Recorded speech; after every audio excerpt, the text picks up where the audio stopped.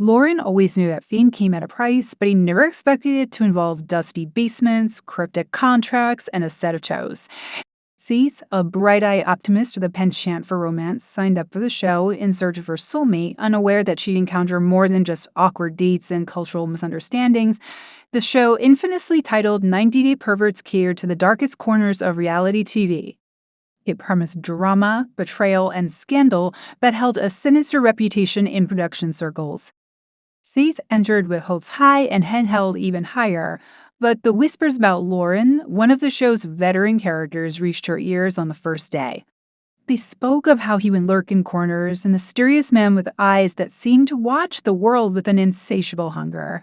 Faith's first encounter with Loren was during a challenge designed to test trust. Participants were blindfolded and asked to identify objects by touch. The room smelled of old wood and sweat. The moment she reached out, Faith felt a cold, skeletal hand grip her ankle. Loren's voice, a raspy echo, whispered, "Trust, Faith. Trust is everything." The producers exchanged glances, leaning into the live feed. They knew where this was going. Loren's peculiarities soon turned obsessive. Footage emerged of him studying contestants' shoes, lingering near dressing rooms, and once caught caressing Faith's sandal as if it were made of pure gold. Faith, always seeing the best in people, laughed it off at first. But the longer the show went on, the more her laughter trembled. This type of story would weave a satirical horror narrative, blending reality TV absurdities with the suspense and creep factor you're aiming for. Would you like me to expand on this outline into a full, detailed piece or adjust the tone in any specific way? Faith sat in the small, dimly lit audition room with anticipation buzzing beneath her skin. The casting director, a man with a sharp smile and eyes that seemed to miss nothing, had called her in after seeing her application for 90 Day Pervert. She had applied on a dare her best friend Lila convinced her it would be an unforgettable story to tell. The show had a notorious reputation. It was part reality dating show, part social experiment, and part guilty pleasure for those who reveled in reality TV's most bizarre moments.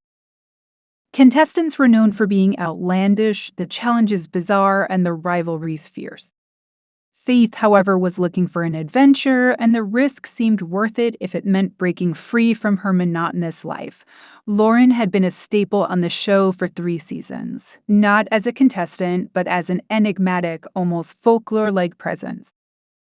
No one knew how he had come to be part of the cast, but the producers kept him because of the eerie spike in viewer ratings every time he appeared. He was never officially announced, he would just show up. The rumor among contestants was that Loren was a failed producer who had fallen into madness after his proposal was turned down. Others said he was the original creator of the show, now a ghost of his former self. Faith didn't believe the rumors. But when she first saw Loren, she felt a shiver run down her spine. He was tall and gaunt, with eyes too wide and a smile that never quite reached them. His hands, long and bony, were always busy, as if seeking something to grasp or hold. The contestants tried to ignore him, treating his presence like an unspoken hazard, an eccentric uncle at a family gathering whom no one dared question. The first weeks of the show were a whirlwind of awkward interactions, scripted confrontations, and bonding activities meant to stir emotions. Faith found herself navigating alliances, secrets, and budding friendships with other contestants who were equally bewildered by the show's absurdity. It was during a late-night challenge that she felt Loren's presence shift from unsettling to invasive. The contestants had been given the task of recounting their most embarrassing childhood memory while blindfolded. It was silly and harmless, just another piece of reality TV nonsense. Faith sat cross-legged on a worn rug, her eyes covered with a silk scarf. She could hear laughter and voices around her, but felt a peculiar silence descend when it was her turn.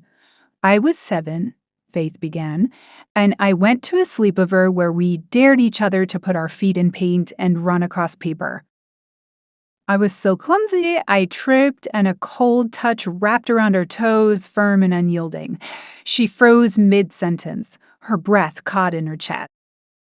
The air grew thick as the contestants shifted, the whisper of confusion rippling through the room. Faith ripped off her blindfold, her eyes wide with panic. Loren was crouched at her feet, his skeletal hand still gripping her toes. For a moment, the room was silent as shock swept through the group. Then came the collective gasp, followed by the roar of producers storming into the room. "Cut the feed!" shouted a voice from behind the cameras. The lights brightened, casting harsh shadows that only emphasized Loren's gaunt face as he slowly stood, unfazed by the chaos erupting around him. His eyes never left Faith's, a small, chilling smile curving his lips. Faith backed away, her heart hammering. The room was in a frenzy, but Loren seemed to move through it as though he were in another world, his gaze still fixed, his hand slowly lowering to his side. The incident was edited out of the show's broadcast, filed away in the vault of never-to-be-seen moments. But the contestants couldn't forget. Whispers and theories about Loren's obsession with Faith spread like wildfire.